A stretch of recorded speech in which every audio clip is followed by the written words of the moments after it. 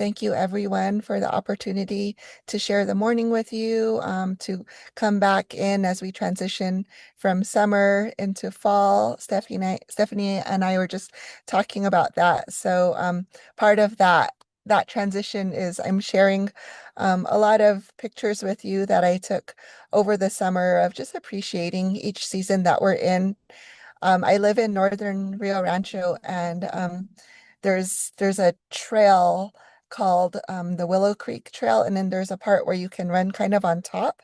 And all spring, I was waiting for the trees to turn green, and they finally turned green. So I took a lot of pictures of that scene over the summer. So you'll see a few of those. So I just wanted to again welcome you back to UNM. I know probably everyone didn't stop doing whatever they needed to do over the summer. There's never a true break, but we love what we do. And so, with that, that's kind of the approach that I'm taking to this presentation and for myself this semester, as we go in. I'm going to go ahead and introduce myself in Navajo and then I'll get started. Yat e Leola Tsinnajinnie Paquin Yanashia, Filipino Nishla, Tachini Bashichin, Filipino Dashache, Tsitnajini Dashanella, Nat Naljin Dat Nasha, Rio Rancho Dish Shagan, University of New Mexico Dish Nashnish. So, so what I shared is that my mother, we follow our matrilineal identity in Navajo. So on my mom's side, I am Filipino. My grandparents, both of them immigrated from the Philippines in the 40s and moved to Hawaii, where they raised a family. And that's where my mom was born and raised in Hawaii. In her 20s, she came to New Mexico and stayed. I did lose her to heart failure when I was in my late 20s and working on my PhD. So like that's a core experience that really impacts the way that I approach teaching and learning. On my dad's side, I grew up on the far eastern side of the Navajo Nation in Torreon, New Mexico. It's near Cuba, New Mexico. The Cuba, New Mexico, that's about northwest from Albuquerque.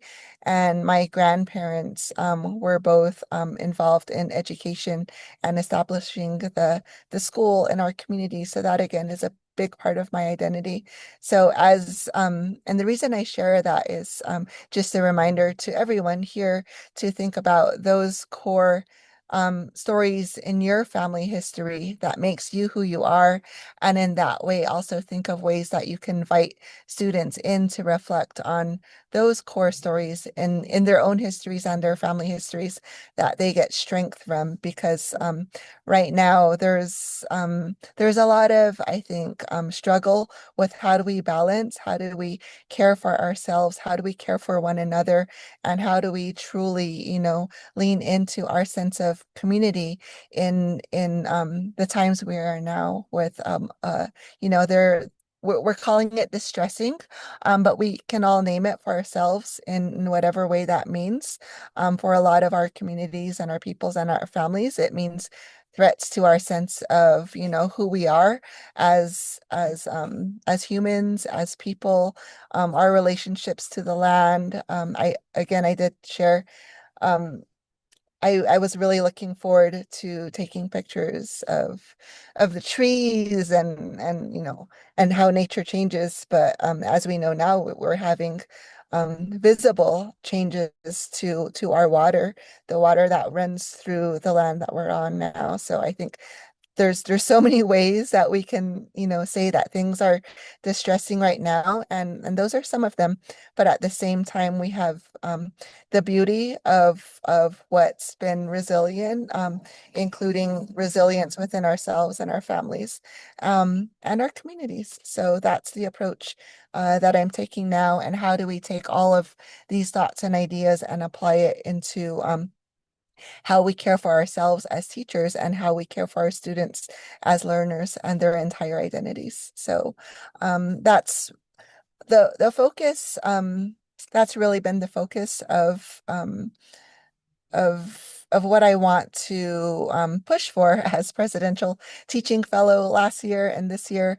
I made some fresh slides for anyone who's seen me present before. I was like, I'm gonna make fresh slides for where we're at now, summer 2025. And if I have time at the end, I might revisit some of my favorite slides where I show examples of how I put some of these things into action. But next slide, please. So why are we honoring this topic? So as I said before, I think we're at a place where just to kind of take a deep breath, we need to name the circumstances we're under in whatever that way that means for us. But mostly we need to care for ourselves. And once we care for ourselves, we can really be there to to teach with love and care and be inviting instructors because our students, we don't know what they're coming in with. Are they coming in with cancer struggles? Are they coming in with academic struggles? Are they caretakers for their family, their parents, their grandparents? Are they parents themselves? Are they just trying to get by as individuals? So in taking time to reflect before we go into this semester, we're not surprised when we're faced with an experience that, something really raw comes in, to our office hours or our classroom where we're kind of prepared, like, okay, what are the resources we have to give of ourselves or to give on behalf of the university? So the pictures I shared, like I said, they're all fresh pictures from over the summer, and I'll just share tidbits about them off and on as I go throughout this presentation. I was really fortunate to partner with community and regional planning, um, Elspeth Irilu and Lonnie Tsinnajinnie, who is my sister, were on this grant with the University of Oklahoma, and we had a gathering in OKC over the summer. So that's what this picture is. And this picture depicts collaboration, not just across departments, but across universities. And these conversations. So that's what we're having right now, a conversation. Although I'm mostly talking to you, we are having a conversation that you can also keep lively going in the chat. For me, sometimes I'll go to like a conference and I'll be unexpectedly met with, okay, now you got to do this, talk to your partner, talk to your group. And I don't always like that. So don't worry, that's not going to happen today. I think it can work, but that's not what's going to happen in this hour. So just feel free to jump in to the chat, whether prompted or not, to share what's on your mind. So why are we honoring this topic? How will this help you and your students? So this is for you to think and reflect on to yourself, but feel free to jot any ideas down. One of the communities I'm a part of is this running community called Running Medicine. And within that running community, we have like little subgroups. And so we have a mama group. And one of the goals we made for ourselves in 2024 was to take a soak day at Ojo Santa Fe. So if you ever get a chance, it doesn't cost too much, but it's really wonderful. And this is one of their soaking pools there in Ojo Santa Fe. One of my colleagues gave me a gift certificate for that when I earned tenure. So whether you're celebrating anything or not, celebrate yourself and, find ways, whether it be a soak day or, maybe a Sunday, just lay out on the field, Johnson Field, or your backyard or wherever you can. We have a lot of beautiful parks, hiking areas. Take that time for yourself.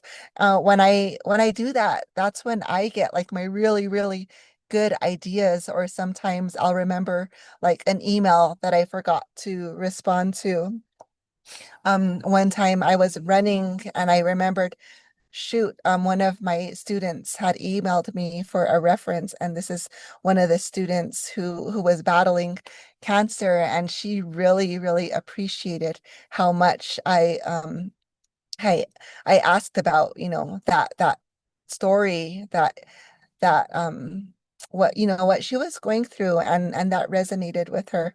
And so it all these like little things that I'm sharing, like there's a reason behind it. And I'm going to share in the next slide what a lot of these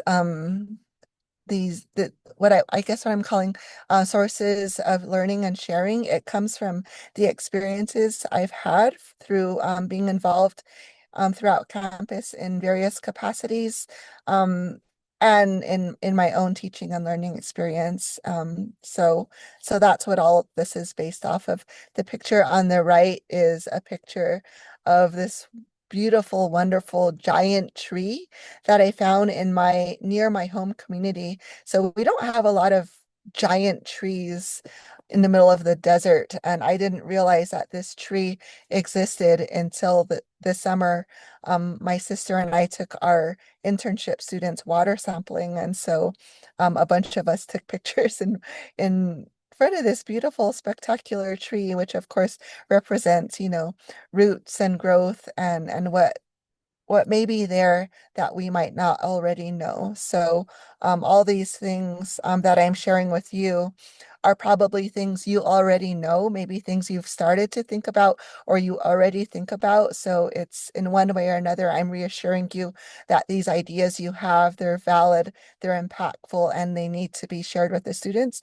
Or maybe if you haven't thought about it before, push yourself to think about these things. Next slide. So, bringing our hearts to teaching and learning, what does that mean? So I think we've moved a lot away. Because you're here, I assume that you've in one way or another moved away from, the banking system of teaching, like as Paulo Freire has talked about, where, the instructors, the teachers in the front of the room have all the knowledge and it's deposited into the students. Teaching is something that should be completely based on objectivity. We separate our personal selves from that. That's not the approach I take. The approach I take is what I think I'm assuming all of you take, is that teaching from a standpoint of using our whole selves as teachers and learners, and respecting what students bring to the classroom in their whole selves, all of their identities. That's what makes learning fun and enriching and rewarding. So what are the ways in which we have experienced teaching and learning, whether it be the good ways or the bad ways? So go ahead and start to share to yourself or in the chat. What are ways in which we have experienced teaching and learning? Um, as you do that, I'll share one of the ways that traumatized me. I introduced myself in Navajo earlier, and I didn't learn to do that until I was my late 20s. And because the reason was because I grew up in an area where everyone spoke Navajo except me. And instead of leaning into that and learning it, I felt ashamed.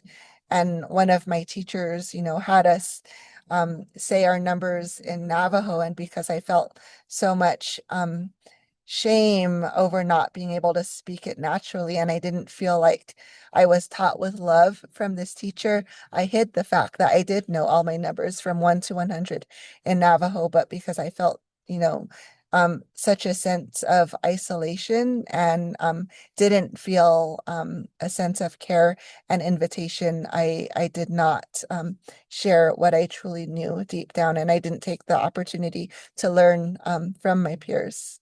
So, okay, there are some in the chats, resources. Oh, okay, cool. A lot of the resources. So, okay, good. So let's move on to the next question. We do see some people starting to share. Oh, return to the previous slide. I meant the next question on the slide. Sorry. Okay. What are ways that we think our students have experienced learning? So, I've shared this story before, but my daughter, my stepdaughter, she's a student at UNM and she was taking a science class recently. Well, not recently, a couple years ago now. And they were in lab and she asked her her lab teacher, we're having difficulty with this. What can we do? And the lab instructor held up their phone and said, Google it. And I was like, really? That's what you experienced? And so, not even just in um, our kindergarten through high school stages, we can experience traumatic forms of, or not traumatic, that wasn't traumatic, but we can experience not helpful forms of pedagogy right here, right in the year and place that we're in right now. So what are ways that we think our students have experience teaching and learning? So I do see discussions, spaces surrounding the classroom.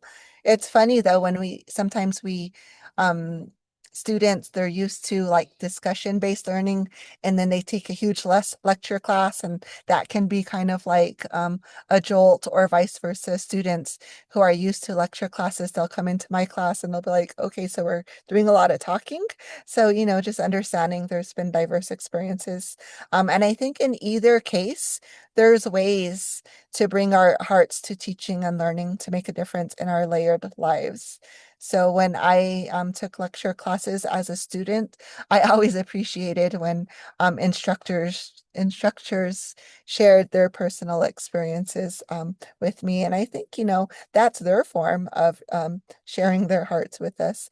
Other ways that I've experienced teachers teaching with their heart is like at the graduate student level, especially professors inviting us to their homes and feeding us and learning in that way, building community. So these pictures, the picture at the top is from that water sampling day that I shared with you that we did in our community. There was a couple springs that we went to sample water with, and I am not sciencey, so this was my first water sampling expedition with my sister who's there and in the red shirt with the sharing the Lobos hand sign, the student on the far left, that's Davian Thompson. And he was one of my students from like over 10 years ago. And he always remembers, the experience in Native studies because he felt like, we taught in that way, with from our hearts and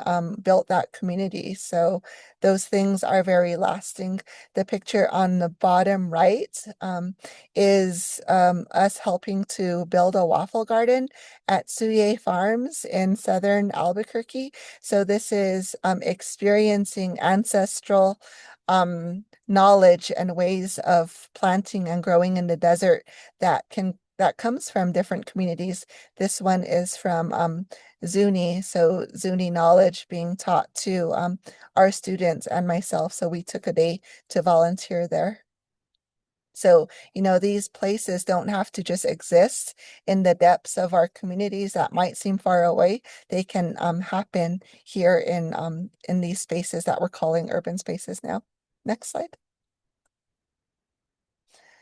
So I think the main way that we can support students to bring their whole selves to the classroom and in that way allow them build spaces that allow them to be seen is to create ample time and space for students to introduce themselves to the classroom community. So I know that's standard, right? We introduce ourselves, whether it be online or in person, we go around the room. Maybe we share a fun fact, but I think, continue to take the time to do that, not just on the first day of school, on the first day of class, the second day of class, every single day of class. Think of a way to share for students to share what makes them them and what makes them, what's different about them and what ways are they growing. So one question that you can ask, if you don't ask already, is what communities do you belong to? So that doesn't just mean, I belong to maybe a church community, or as I shared, I belong to the Filipino community, Navajo community, Santa Ana Pueblo community, but also, maybe you belong to a volleyball community, like my colleague Tiffany Lee, she belongs to the Johnson Gym community. They do circuit training at lunch. I'm always meeting her friends through that. For me, like I shared before, I belong to the running medicine community. So maybe you belong to an arts and crafts community. My crazy dad, he has a community at Santa Ana Star Casino because he has gambling buddies, and that makes him happy. So, if you name some examples, students might not realize, yeah, I belong to multiple communities. I'm not someone that floats around. Or if they truly don't have a sense of community, um, give students the opportunity to invite each other into those communities that they belong to. So they might have never considered it before. So, that's a reminder for them to build bridges into campus or even outside of campus.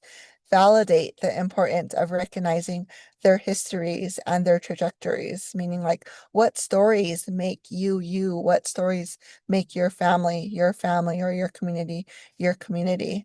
So in some fun ways to do this. So you know how when we go to conferences, sometimes there's those tags, those ribbons you can add on.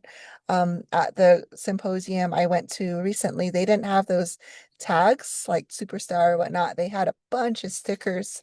So for me, I put on a sticker of and I had each of my family members guess which one represented them, and they all guessed. So the stereo represents my husband because like we grew up in the 80s, and that's an 80s stereo. The baseball represents my young son, who's really big into Little League. The heart and the rainbow represents me because I teach from my heart. Rainbow is my native name. The school bus represents my youngest son because when he started school, he was obsessed with school buses.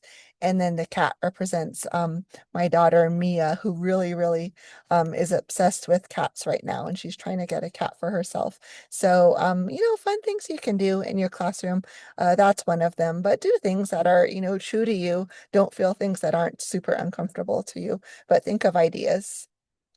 So this the picture on the bottom with the flowers, that represents my view of Albuquerque and far away UNM. That's from northern Rio Rancho, and a lot of my teaching takes place remotely. So I that's just kind of like one of the places I teach from. And this picture up here is my running medicine community. A bunch of us went to run in the Chusca Mountains over the summer, and that brings me a sense of strength when I teach and I run and I do all of those things. So so again, you don't have to call it relationship building or community cult building. You could say that this is networking, if that makes feels more comfortable to you. And then the bottom right picture is a picture of Chaco Canyon because I've been taking trips out there recently, and most recently I took a trip out there with our retired professor, Dr. Gregory Cahetti, and he is one of the most famous people, prominent people in Indigenous education worldwide right now. So I was very fortunate that even that, though he retired, that he was able to take this trip with us. And he's the inspiration behind a lot of my approaches to teaching as well. So next slide. So this picture I mentioned, I went to OKC over the summer. This is a picture of a corn stalk that's being grown from the First Nations Museum. And then in the far back, you see a picture of downtown Oklahoma City. So again, this is just another of representation of how, whatever space we're in, we can do things that are organic to ourselves. We can build spaces that are true and not just cemented in cement. I don't know if that sounds cool or not, but yeah, we can grow from wherever we're at. So What are some other ways to support students to bring their whole selves to the classroom is to directly address well-being and resources in your syllabus. Revisit this as often as you can. So I don't think have we received the fall template yet for the university syllabus of like recommended language? Okay, so I need to go back and look for it. So if you if you still need to do that, to do that, if you've already studied it and you've applied it, great. So in there, there's a lot of resources, right? There's language that recognize, different capacities that students may be coming from. There's the Indigenous land acknowledgement, right? So don't just say, that's there, read through it, whatnot. Take the time to go through these things and explain why it's personally important to you as an instructor to include the things that are required, to include the things that are not required. So like my daughter, I said, she's sharing her experiences with me. She asked me one time, is the land acknowledgement required for professors to put in the syllabus? And I said, no, it's not. And she said, oh, okay, well, that's really nice. It meant a lot to her that her professor included the land acknowledgement in their syllabus, and that just like changed her lens of how she saw that professor. So, take the time to say, I'm including this, not just for fun, but because it's personally important to me for this reason or that reason. Immigration status, state. This is a safe place for you. If that's how you feel. And that goes a long way for the comfort levels of students um, in in in our learning spaces, whether they be digital or in the classroom. Consider building affinity groups. So this can be done online or in classrooms for any set amount of time. So you could say, okay, today, get into groups for people who love Italian food, get in this group. People who love, sorry, the airplane. New Mexican food, get in this group. People who are vegetarian, get in this group. Have fun with it. In my online classroom, because I teach Native American studies, I do group it sometimes by, people who are really invested in Pueblo communities, get into this group. People who are invested into Navajo or Apache communities, get into this group. And that doesn't mean that they have to be of those communities, but maybe, they have an interest in it. I have a lot of nursing students, healthcare students who are non-native, and I'll assign them a group and say, you're in charge of healthcare for urban natives, and they've come up with amazing, amazing projects. So again, it could take place over the course of the semester or just in one single session. Those of you who are soccer fans, baseball fans, basketball fans, not sports fans, you can group them in that way. And it is recommended that you as instructor be in charge of setting up the groups, because there could be students that are really shy and reserved, like how I was, and where does that leave them? So do your best to assign those groups if you need to step in. Know your student story threads. So I shared before, by knowing my students' story thread about being, trying to go through cancer treatment, or, trying to care for their parents who are going through cancer, or maybe a student that's just trying to decide their major, or, they're applying for nursing school or whatnot. Once you know a student's story, try to stick with it. Try to get updates to those story. That really makes a big difference for student well-being and feeling seen. So ask the questions. What are the key stories that are nourishing each person's energy and capacity? So don't ask it, don't ask it that way. The way I phrase it, ask it in a way that's, simplified and makes sense in the teaching space that you're in. And model this through yourself and your TAs. Care for one another, share the things that you're doing to take care of for yourself, or if you're teaching in a space where your TA is in that space, model in front of your students that you're caring for your TA, and your TA is caring for you. Say, thank you so much. Uh Chambry is one of my former TAs. Thank you so much, Chambry, for doing this for me, for doing that for me. Here's some coffee, here's some tea, care for one another, and model that for yourself and your TAs. Be flexible while providing structure. So, one of the things, that I know we're all really trying to balance, and that I've heard a lot from my teaching and learning communities, is being flexible with our students goes a long, long way.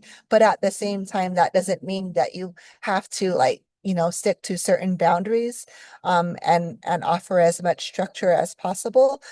So give yourself permission if you need to be flexible. It's okay. I think students, that means a lot to students. And when I've done that, in the past few years, especially, students are really, really grateful for that. And again, that being said, I know there's limitations to that. Okay, so thank you, Tiffany, Stephanie, for the update. So finally, F, use and or encourage representation in your syllabus and assignments. What is relevant to your students? So whatever you're teaching, is there work that's been done by a scholar of color that maybe isn't already embedded in your syllabus? Or, if that's a little too much for you to do at this point or in the immediate future, encourage students to take on projects and project topics that represent their communities, or their interests, things that are really important to them, and explain you don't want them to pick topics that they think necessarily will impress you or be of interest to you, but that will be of interest to them while fulfilling, obviously, the objectives of the assignment and the course. So at the very least, we need to teach students to value and normalize centering who they are, and not necessarily value and only center um, the dominant perspectives. And also have consideration for others, in whatever way they're centering their work. So next slide. So ways of sharing strength. Constantly remind ourselves and remind our students that we're all coming in with challenges. We're all coming in with gifts. So I thought it'd be funny to represent challenges by using pictures I took last week on campus. So the top one is the duck pond. I was like panicking. Why isn't our duck pond done yet? I went into my office. I found a roach on my floor, and I was like, why is there roaches in my classroom? And I got to take it out on my own, even though I'm scared of bugs and roaches. And then the bottom, this is between the this is right outside the bookstore, that street I'm blanking out. And so I was like, why does campus look like this? And then I thought to myself, and I laughed, and I was like, okay, so I'm panicking because school starts in 2 weeks. This was at the time last week. And I was like, and my syllabus isn't even done. It's not like I'm ready, to go into teaching, because I'm balancing all these things. And I just admitted in front of all of you, I haven't, completed my syllabi, because I haven't even applied the university syllabus yet. But, it's because we have challenges. We have 1,000 things on our plate, and, whatever is causing us to have these challenges, we all have them in one form or another. But more importantly, we have gifts, right? We have the gift of what brings us here today. We have the privilege of being being able to teach, being able to have the position in the university that we have, whether it be as a graduate student, a teaching assistant, a faculty member, a staff member, that's a really true privilege. And the reason we're here is our gifts brought us here. So the picture that represents, all the gifts in our gathering is this picture of the river. We drove to Taos a few weeks ago, and this is one of the pictures that I took. So what are our shared values? Looking at this water as a metaphor, what are our shared values in the water? So this time, let's get at least five people to share in the overall chat. What are some of our shared values, or what are our shared challenges? Oh, thanks you. Thanks for the comment. Idea of challenges and gifts. Good. Composition classes works with so many of us who struggle with writing. Yeah, absolutely.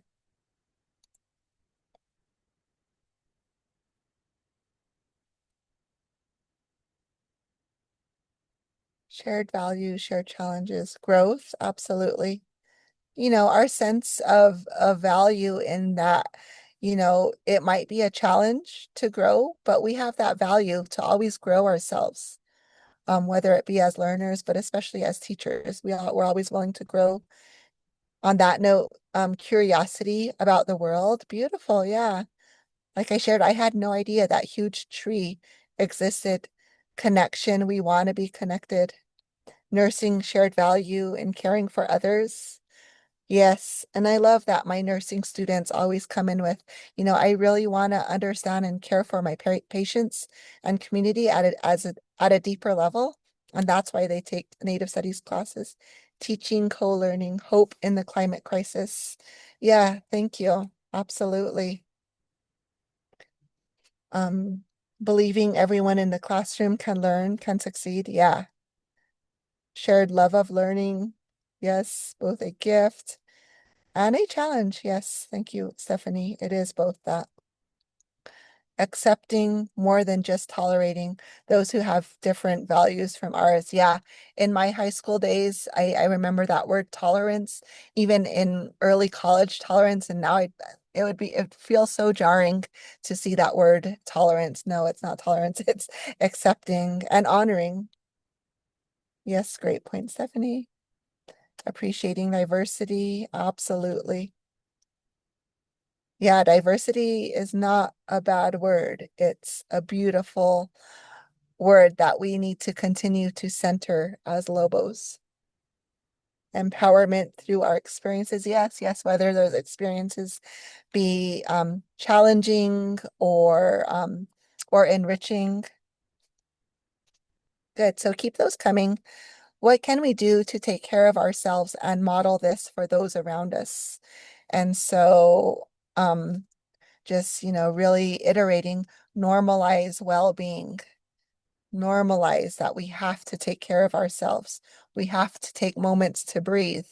Sean Secatero does a lot of really wonderful work on well-being and how that can take place in the classroom. So in my capacity as graduate studies faculty fellow this school year, I'm going to try to bring him in to do a piece on that. So what I hear a lot of my students speak about is mental well-being. So please, please, please normalize that we need to take care of our physical well-being, our emotional well-being, our mental well-being, and the university offers a great website that we'll share at the end, or you can put it in now, Stephanie or Jennifer, the Lobo Wellbeing link. So share that, maybe every class session. I don't do that, but I think for myself, that's what I'm going to do is reshare the link at the beginning or end of every class session that I'm teaching right now. Reminder, this is a resource. Reminder, this is what I'm doing for myself to care for my well-being. It's not impressive to put your well-being and your self care to the side to prioritize others. That's not normal. That's not good. It should be normal to care for ourselves first. And then what can we do to care for those around us within our capacities? Compliments, give each other compliments, give each other encouragement. If we have the capacity to take something off someone else's plate, um, do it. If we don't, if we have the financial capacity to donate to someone's who's raising money for a funeral cost or something, do that. Don't spread ourselves too thin if we don't have the capacity. But if we do, care for those around us. Bring cookies to the office meeting, things like that. Next slide. So I'm going to do takeaways now, and then at the end we can have either conversation, or I could share some examples of how I do some of the things that that I that I was promoting. So takeaways. If we only have one takeaway from this last 42 minutes, I hope that it's we care about one another and our students. This should be our pedagogy right now. No matter what, we're in circumstances that we have to reiterate to ourselves and to one another and to our students. We care. We care about one another. We care about the success of one another um, as teachers and learners, and we honor the humanity of one another right now, and we need to come right out and say it. So that I think that should really be our dominant pedagogy right now. Don't make things harder. Don't make things harder on ourselves. If we have to if we have to say no to something, then say no. Say no, kindly, eloquently, but don't make things harder for ourselves. If all we can manage is the bare minimum, then that's 100%. I know there's a great meme out there, right? That says that for our students. I've had to have hard talks with some of my graduate students. Who, they're at the capacity where if all they could manage is a B, then, that's just going to have to be okay, you know. Sometimes it's just not within our capacities to be the superstar. We have to just do what's humanly possible for ourselves. So don't make things harder. And on that note, be kind when we're speaking to not just our students, but our family members. Um, and say things that are helpful. Don't say things that are not helpful. So I want to give examples of that, but now I'm blanking out. So we've all had moments probably in the last summer where we're like, someone says something to us and we're like, that's not really helpful. Or maybe you've said something and you're like, that wasn't very helpful to say. That makes things harder. So don't make things harder and read the room. I think the moment that like really inspired me to have this session in particular was a day in January. It was like a really, really hard day. And I'll just name it, given the political climate, it was a really hard day.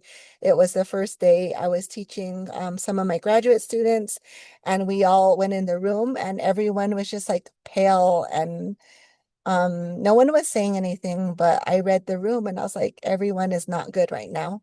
And so we talked about it and we did the things what we needed to do with one another to take care of one another. That made sense for me in Native studies. So after that point on, it was always read the room, read the room. What do I need? What do my students need? And that's not to say that it's taking away from the things that needed to happen lesson wise, but those things wouldn't have um been fruitful if we didn't first take the time to read the room. So in whatever way that means for you, read the room.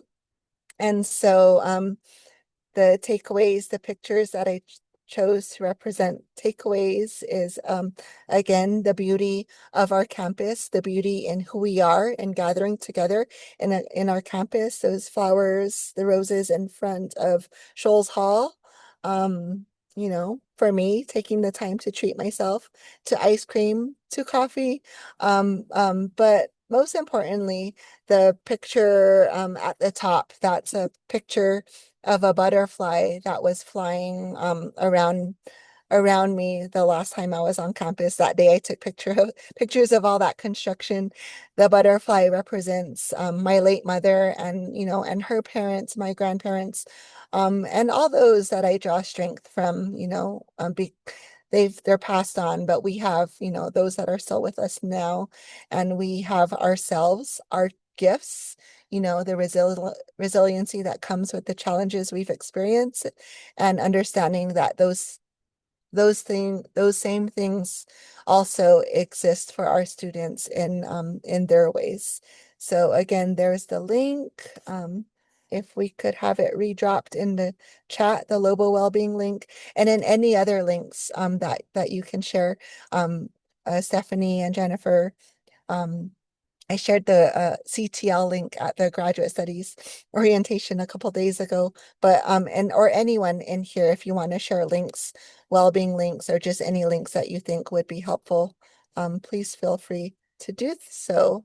With that, we have about 13 minutes left, so I can take questions, and then if I don't have any questions, I'll share some of my favorite slides that I've previously shared in other presentations.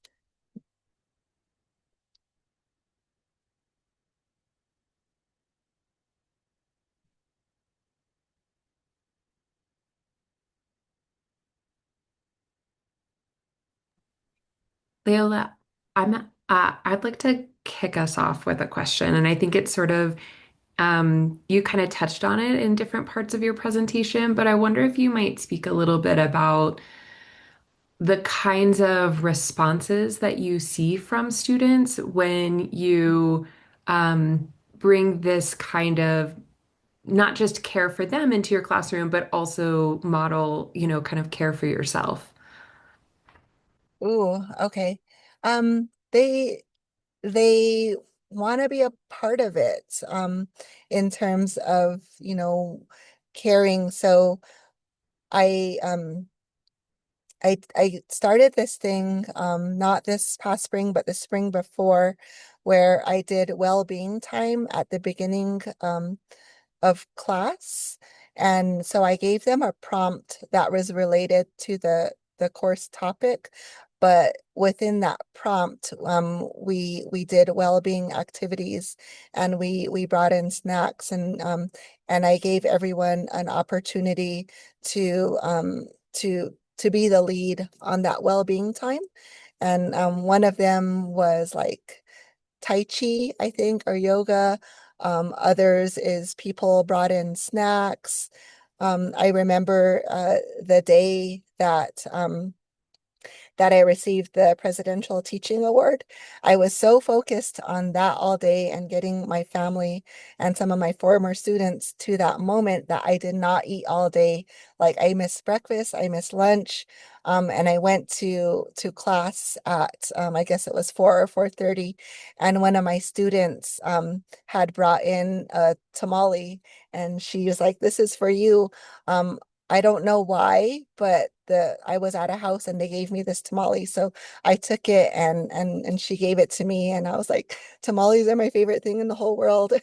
And I ate it, I needed it because I hadn't eaten all day, but students are just never a bad time for a tamale. Yeah. I feel like it not just with their relationship with me, but more so their relationship with one another. I think that really um, is what's nourishing them and keeping them going as graduate students and and undergraduate students. So I feel like it validates, that this is something that should take place in the academy, and it makes our learning experience better. So just with that, and then just they're constantly saying, I appreciate that you're caring for us, and then in turn they care for me and care for one another. Thank you. Mhm. We've got a question. We've got several lovely Okay. comments here in the chat, but there is a question here in the chat. So, Okay. some neuroatypical students may be resistant to Mhm. community building, fun self-introductions, etc. This is partially a trauma response. How do we simultaneously build community with the majority of students while being there and caring for neuroatypical students? This is based on my own experience in trauma responses when I was younger. I also see this in my daughter and other similar students here at UNM. I would say like I never force anyone to go out of their comfort level. So I like I was telling you guys, I always say in a way that makes sense to you. You know, you can share something very surface level, or you can, share, so much deeper than you want to. And I find that the just taking the time to build trust and build relationships throughout the semester is what works for students who are they're not in that capacity where they feel comfortable. And um I also look to the students. This is I'm speaking more like on the graduate level, but I also look to my students who I know like they might have that that love and that care and that understanding of how to work with neurodivergent uh, gifts and abilities. So I think try to think of it that way, but mostly is, I don't force things and I take things slow, and I try to demonstrate sincerity and the purpose behind like this is why I'm trying to build community.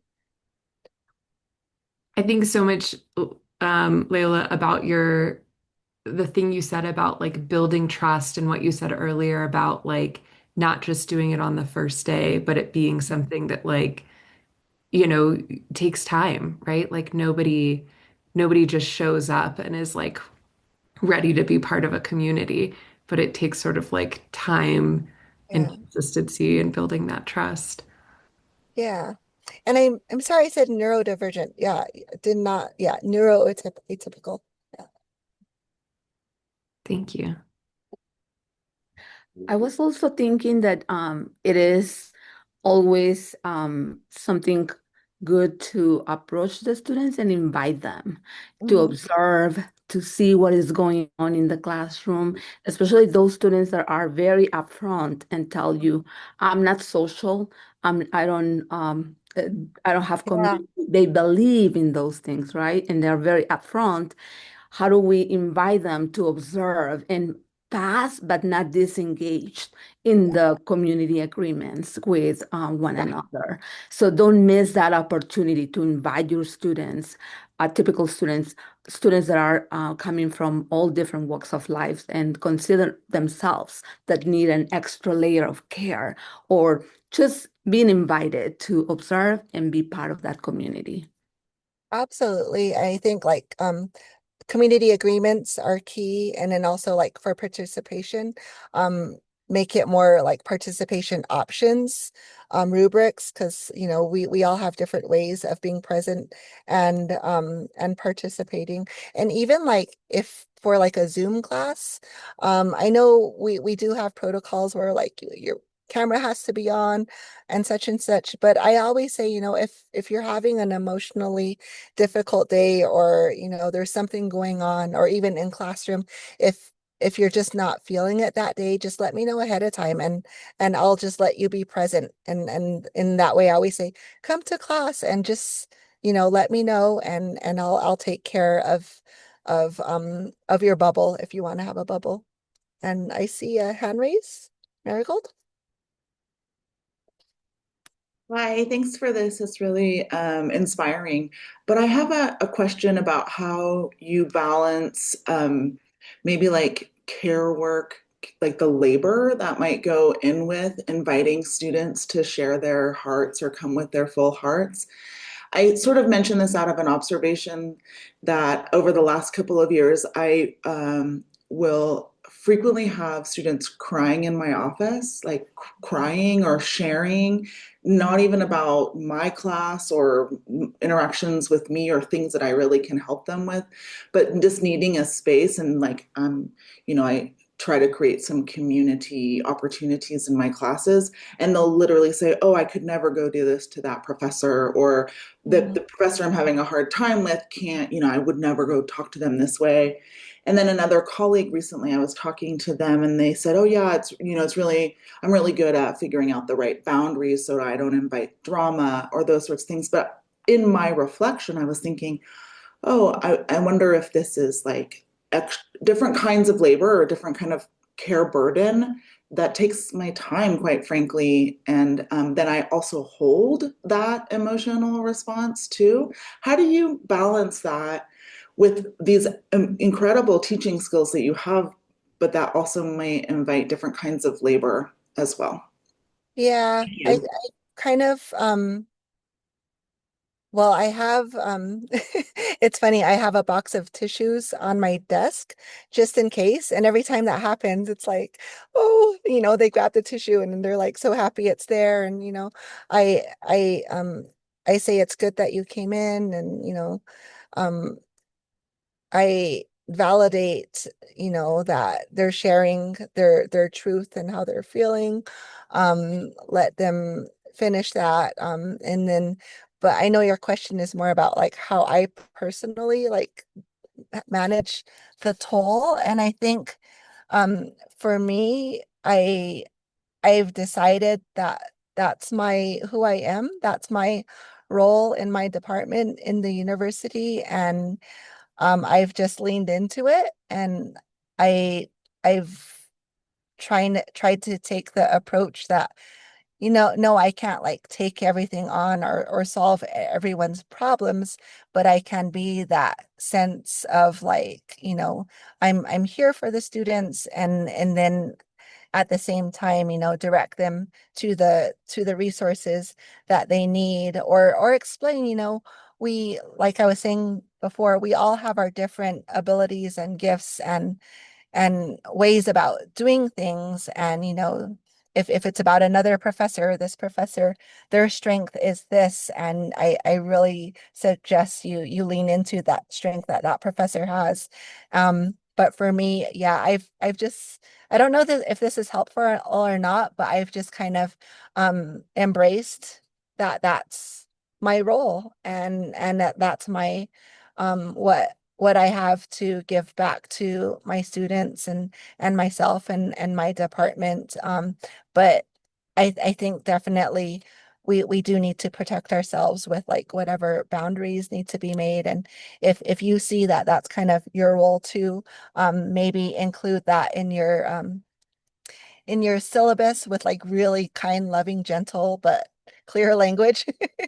There's gonna be, if you need to come to me, I will help you find resources, something like that. But yeah, I think I've just learned to not learn, but I've decided to accept it.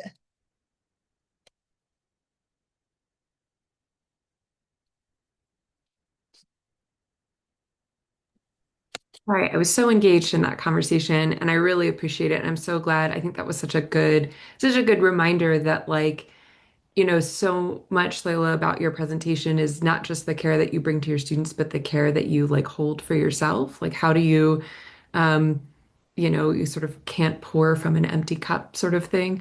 Mhm. And so I appreciate us kind of like wrapping up with that thought is like, how do we set those kind of compassionate, kind, loving, but boundaries that help us make sure that, we can remain present.